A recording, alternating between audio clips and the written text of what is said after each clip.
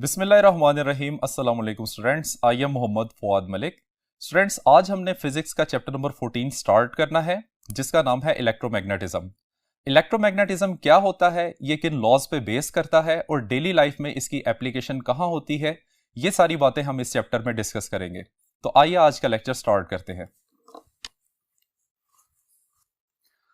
Students, electromagnetism दो words का combination है, इलेक्ट्रिसिटी एंड मैग्नेटिज्म। इलेक्ट्रिसिटी को आपने चैप्टर नंबर 13 में डिस्कस किया था, जहां पे हम मूविंग चार्जेस को स्टडी कर रहे थे। मैग्नेटिज्म में आप लोगों को पता है कि हम मैग्नेट से प्रोड्यूस होने वाले मैग्नेटिक फील्ड को और साथ रिलेटेड इफेक्ट्स को स्टडी करते हैं। स्टूडेंट्स, एक मैग्नेट के दो पोल्स होते हैं, एक नॉर्थ पोल और एक साउथ पोल, जिनको एक दूसरे से सेपरेट नहीं किया जा सकता। लाइक पोल्स एक दूसरे को रिपेल करते हैं, यानी कि नॉर्थ नॉर्थ को रिपेल करेगा और साउथ साउथ को रिपेल करेगा, जबकि अनलाइक पोल्स एक दूसरे को अट्रैक्ट करते हैं, यानी कि नॉर्थ पोल साउथ पोल को अट्रैक्ट करेगा। स्टूडेंट्स, हर एक मैग्नेट के गिर्द एक मैग्नेटिक फील्ड होता है, जिसको मैग्नेटिक लाइंस ऑफ फोर्स से रिप्रेजेंट किया जाता है। ये magnetic lines of force north pole से स्टार्ट होती हैं और साउथ पोल पे टर्मिनेट हो जाती हैं। हमारी अर्थ भी एक मैग्नेट की तरह बिहेव करती है, जिसका अपना एक नॉर्थ पोल और एक साउथ पोल होता है। अब स्टूडेंट्स, किसी भी मैग्नेट के मैग्नेटिक फील्ड को स्टडी करने के लिए हम एक डिवाइस यूज करते हैं, जिसको मैग्नेटिक कंपास निडल या सिंपली कंपास निडल कहा जाता है। अगर कंपास निडल के पास कोई स्ट्रॉन्ग मैग्नेटिक फील्ड नहीं है, तो ये अपने आप को अर्थ के मैग्नेटिक फील्ड में ओरिएंट कर लेता है। अगर हम इसी कंपास निडल को किसी मैग्नेट के मैग्नेटिक फील्ड में ले जाएं, तो ये कंपास निडल अपने आप को मैग्नेटिक लाइंस ऑफ फोर्स की डायरेक्शन में ओरिएंट कर लेगा, इस तरह से कि ये नॉर्थ से साउथ पोल की डायरेक्शन को रिप्रेजेंट कर रहा होता है। अब स्टूडेंट्स, इलेक्ट्रिसिटी का मैग्नेटिज्म के साथ क्या रिलेशन है? तो 1820 में एक डेनिश साइंटिस्ट जिसका नाम हंस क्रिस्टियन ओयरस्टेड था, इसने क्लासरूम एक्सपेरिमेंट की डेमोन्स्ट्रेशन के दौरान एक बात ऑब्जर्व की कि जैसे ही करंट किसी वायर से पास की, तो पास पड़े हुए कंपास निडल ने डिफ्लेक्शन शो किया। अब स्टूडेंट्स, हमें यह बात पता है कि कंपास निडल सिर्फ मैग्नेटिक फील्ड में डिफ्लेक्शन शो करती है। इसका मतलब यह है कि जब करंट फ्लो की, तो फ्लो ऑफ करंट की वजह से कोई मैग्नेटिक फील्ड प्रोड्यूस हुआ। फिर स्टूडेंट्स, ओयरस्टेड ने large number of experiments perform किए और उसके बाद एक यह नतीजा निकाला कि जब भी करंट किसी वायर में से पास करता है, तो वो अपने सराउंडिंग रीजन में एक मैग्नेटिक फील्ड प्रोड्यूस कर देता है। और इस मैग्नेटिक फील्ड की स्टडी, जो कि मूविंग चार्जेस या करंट की वजह से प्रोड्यूस होती है, इसको हम इलेक्ट्रोमैग्नेटिज्म कहते हैं। तो आइए स्टूडेंट्स, हम इलेक्ट्रोमैग्नेटिज्म की डेफिनेशन लिख लेते हैं।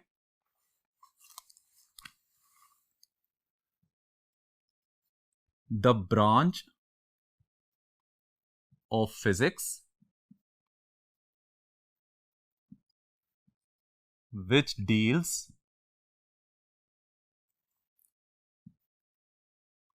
with the study of magnetic field produced by moving charges is called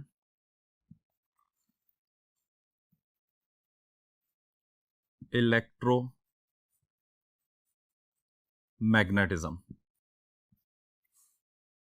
students, chapter number 14 में हमने डिफरेंट डिवाइसेस से जब करंट फ्लो करता है और उससे प्रोड्यूस होने वाले मैग्नेटिक फील्ड को स्टडी करना है, जिसमें सबसे सिंपलेस्ट केस ये है कि एक स्ट्रेट करंट कैरिंग वायर से किस तरह का मैग्नेटिक फील्ड प्रोड्यूस होता है। तो आइए इस पोर्शन को हम स्टडी करते हैं। Magnetic field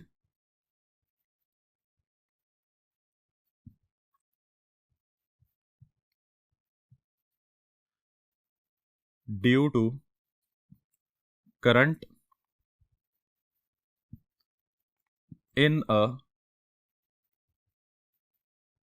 long straight wire.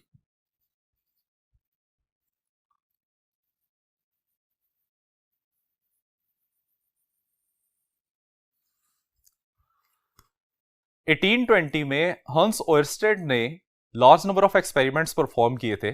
तो स्टूडेंट्स, यहां पे हम एक एक्सपेरिमेंट परफॉर्म करेंगे और बाद में उसके प्रोड्यूस होने वाले रिजल्ट्स को डिस्कस करेंगे। तो स्टूडेंट्स, इसके लिए देखिए, कि हमारे पास एक स्ट्रेट वायर है जिसको हमने एक हॉरिजॉन्टल कार्डबोर्ड में से वर्टिकली पास किया हुआ है। वायर के दोनों एंड्स को एक स्विच और एक बैटरी से इस तरह से कनेक्ट किया गया है कि जब स्विच को क्लोज किया जाता है तो वायर में से करंट वर्टिकली अपवर्ड फ्लो करे। अब स्टूडेंट्स, मैग्नेटिक फील्ड की स्टडी के लिए हम एक कंपास निडल को कार्डबोर्ड पे प्लेस कर देते हैं जो कि इनिशियली अर्थ के नॉर्थ और साउथ पोल की डायरेक्शन को रिप्रेजेंट कर रही है। अब जैसे ही आप स्विच को क्लोज करेंगे, वायर में से वर्टिकली अपवर्ड डायरेक्शन में करंट फ्लो करेगा और कंपास निडल एक खास डायरेक्शन में पॉइंट करना शुरू कर देगी। अब स्टूडेंट्स, ये मैग्नेटिक फील्ड किस तरह का होता है इसको देखने के लिए हम कार्डबोर्ड पे a number of compass needles place करते हैं। कंपास निडल्स प्लेस करने के बाद हम स्विच को दोबारा क्लोज करेंगे और क्लोज करने से ये तमाम कंपास निडल्स अपने आप को एक पर्टिकुलर डायरेक्शन में ओरिएंट कर लेती हैं। स्टूडेंट्स, हमने ये बात देखी थी कि कंपास निडल अपने आप को मैग्नेटिक लाइंस ऑफ फोर्स की डायरेक्शन में ओरिएंट करती है, तो इस केस में जो मैग्नेटिक लाइंस ऑफ फोर्स बनेगी वो सर्कुलर बन रही है। तो इसका मतलब यह है कि स्ट्रेट करंट कैरिंग वायर से प्रोड्यूस होने वाला मैग्नेटिक फील्ड सर्कुलर होता है। अब स्टूडेंट्स, हम क्या करते हैं, हम स्विच को ओपन कर देते हैं। जैसे ही आप स्विच को ओपन करेंगे तो कंपास निडल्स दोबारा अपने आप को अर्थ के मैग्नेटिक फील्ड की डायरेक्शन में ओरिएंट कर लेती हैं। यहां से हमें एक बात का पता चलता है कि जब तक वायर में करंट फ्लो करता रहेगा उससे मैग्नेटिक फील्ड प्रोड्यूस होता रहेगा। जैसे ही आप करंट को इंटरप्ट करेंगे तो प्रोड्यूस होने वाला मैग्नेटिक फील्ड भी जीरो हो जाता है। अब स्टूडेंट्स, हम क्या करते हैं, हम इस सिनेरियो के अंदर करंट की डायरेक्शन को चेंज करते हैं और करंट की डायरेक्शन चेंज करने के लिए हम बैटरी के टर्मिनल्स को रिवर्स कर देते हैं, जिसकी वजह से स्विच क्लोज करने पे अब वायर में से करंट की डायरेक्शन वर्टिकली डाउनवर्ड बनेगी। तो स्टूडेंट्स, हम स्विच को क्लोज करते हैं और जैसे ही आप स्विच को क्लोज करेंगे करंट वायर में से वर्टिकली डाउनवर्ड फ्लो करेगा और इस फ्लो करने की वजह से दोबारा से कंपास निडल्स अपने आप को एक खास डायरेक्शन में ओरिएंट कर लेती हैं, जो डायरेक्शन पहले वाली डायरेक्शन के एग्जैक्टली ऑपोजिट थी। तो स्टूडेंट्स, यहां से हमें यह बात पता चलती है कि मैग्नेटिक फील्ड की डायरेक्शन करंट की डायरेक्शन पे डिपेंड करती है। अब स्टूडेंट्स, अगर हम स्ट्रेट वायर से प्रोड्यूस होने वाले मैग्नेटिक फील्ड को ड्रॉ करें तो ये बेसिकली कंसेंट्रिक सर्कल्स की फॉर्म में हमें नजर आता है जिसका सेंटर करंट कैरिंग वायर होती है। अगर स्टूडेंट्स हम करंट की स्ट्रेंथ को इंक्रीज करते हैं तो density of magnetic lines of force increase करना शुरू कर देती है, जिसका मतलब यह है कि मैग्नेटिक फील्ड की स्ट्रेंथ बढ़ रही है। और इसी तरीके से अगर हम करंट की स्ट्रेंथ को कम करते हैं तो करंट की स्ट्रेंथ कम होने की वजह से मैग्नेटिक लाइंस ऑफ फोर्स एक दूसरे से दूर जाना शुरू हो जाती हैं, जिसका मतलब यह है कि मैग्नेटिक फील्ड वीक हो रहा है।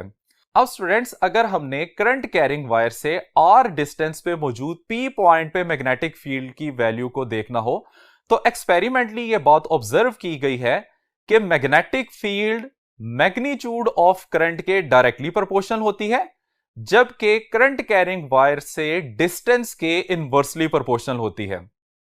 तो स्टूडेंट्स, इसको हम मैथमेटिकली कुछ इस तरह से लिख सकते हैं कि magnetic field produced by the flowing current is directly proportional to the current. इन दोनों के दरमियान में डायरेक्ट रिलेशन होता है, जबकि करंट कैरिंग कंडक्टर से डिस्टेंस और मैग्नेटिक फील्ड का आपस में इनवर्स रिलेशन होता है। अब स्टूडेंट्स, अगर हम इन दोनों वैल्यूज को आपस में कंबाइन करते हैं तो कंबाइन करने से हमारे पास रिजल्ट बन जाएगा कि B is directly proportional to I divided by R, where R is representing the distance of the point, certain point जिस पे आपने मैग्नेटिक फील्ड की वैल्यू मेजर करनी है from the current carrying conductor. अब स्टूडेंट्स, यहां पे प्रोपोर्शनैलिटी को हम खत्म करके इक्वालिटी में लेके जाते हैं तो ये आंसर आ जाएगा B is equal to mu naught divided by 2 pi I over R, where mu naught divided by 2 pi is the constant of proportionality for this formula. अब स्टूडेंट्स, ये जो फॉर्मूला में म्यू नॉट आपको नजर आ रहा है, this is basically permeability of free space. जिस तरह से चार्जेस के केस में आपने परमिटिविटी ऑफ फ्री स्पेस पढ़ा था, वहां पे इलेक्ट्रिक फील्ड होती थी, वहां पे परमिटिविटी ऑफ फ्री स्पेस था। यहां मैग्नेटिक फील्ड है जो कांस्टेंट यूज करते हैं, इसको परमिएबिलिटी ऑफ फ्री स्पेस कहा जाता है। अब students, permeability of free space क्या होती है, इसके लिए देखिए,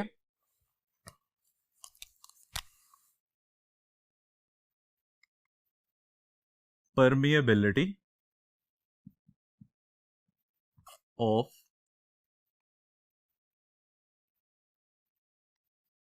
फ्री स्पेस। स्टूडेंट्स, परमेबिलिटी को इस तरह से डिफाइन किया जाता है कि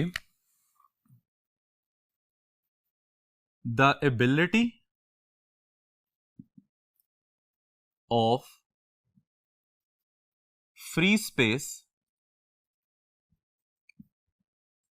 टू पास मैग्नेटिक फील्ड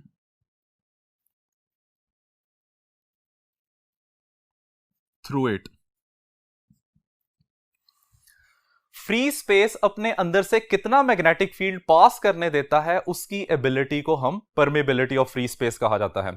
इसको हम म्यू नॉट से रिप्रेजेंट करते हैं, और म्यू नॉट एक कांस्टेंट वैल्यू होती है, और इसकी वैल्यू है 4 पाई इंटू 10⁻⁻⁷, और इसका यूनिट होता है वेबर पर मीटर पर एम्पीयर।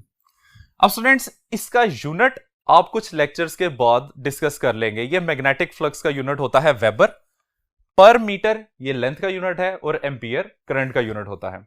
अब स्टूडेंट्स, हम ओर्स्टेड के एक्सपेरिमेंट से निकलने वाले कंक्लूजन्स को डिस्कस करते हैं।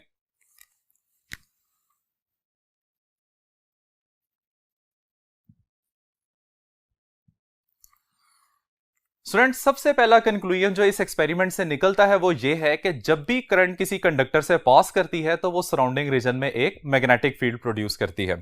सो this is point number 1। A magnetic field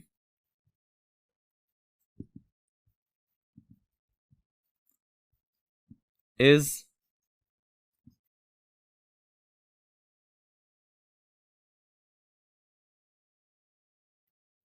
a current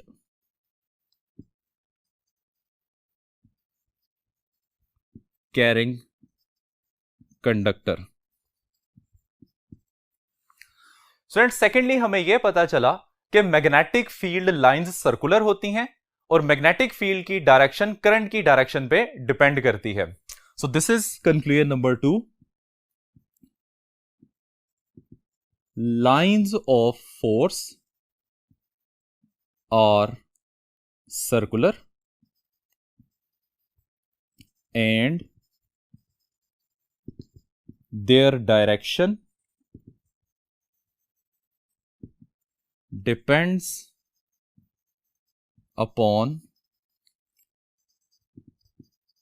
direction of current। Students, तीसरे नंबर पे हमें यह बात पता चली थी कि जब तक कंडक्टर में से करंट फ्लो करता रहेगा मैग्नेटिक फील्ड रहेगी।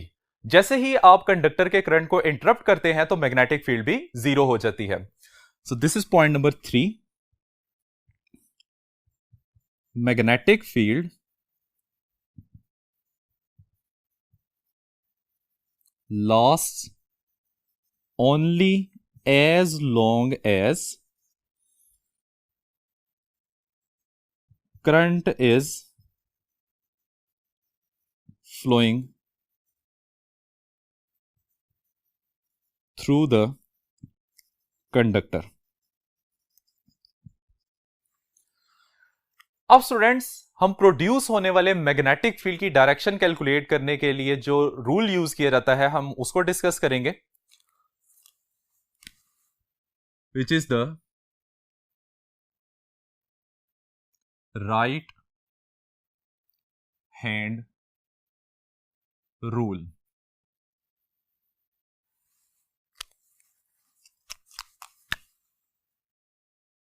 ये आपने याद रखना है। This is the rule to determine the direction of magnetic field. Students, इस राइट हैंड रूल को हम थंब रूल भी कहते हैं या मैक्सवेल कॉर्कस्क्रू रूल भी कहा जाता है। तो ये दो आपने याद रखने हैं। नंबर 1,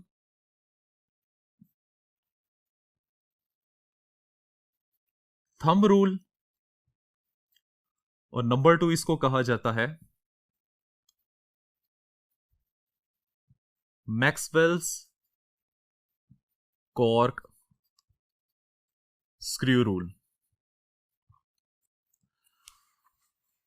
तो स्टूडेंट्स, हम थंब रूल को डिस्कस कर लें या मैक्सवेल कॉर्क स्क्रू रूल को डिस्कस कर लें, बात एक ही है। तो हम थंब रूल की फॉर्म में हम इसे डिस्कस करते हैं। थंब रूल कुछ इस तरह से है कि आपने करंट कैरिंग कंडक्टर को अपने राइट हैंड में इस तरह से पकड़ना है कि राइट हैंड का थंब करंट की डायरेक्शन को शो कर रहा हो। यानी कि अगर हम सपोज करते हैं कि करंट की डायरेक्शन कंडक्टर में से वर्टिकली अपवर्ड है, तो राइट हैंड का थंब वर्टिकली अपवर्ड डायरेक्शन में होना चाहिए। फिर कहता है कि curling of finger represents the direction of the magnetic field. Right hand की फिंगर जब कर्ल होती हैं तो उनकी रोटेशन मैग्नेटिक फील्ड की डायरेक्शन को रिप्रेजेंट करती है। तो राइट हैंड रूल की स्टेटमेंट कुछ इस तरह से लिखी जा सकती है,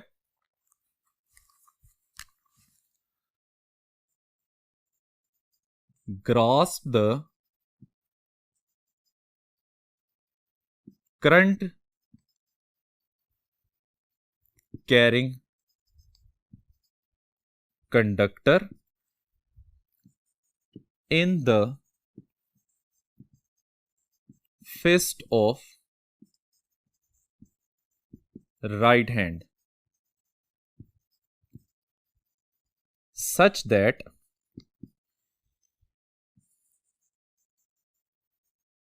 thumb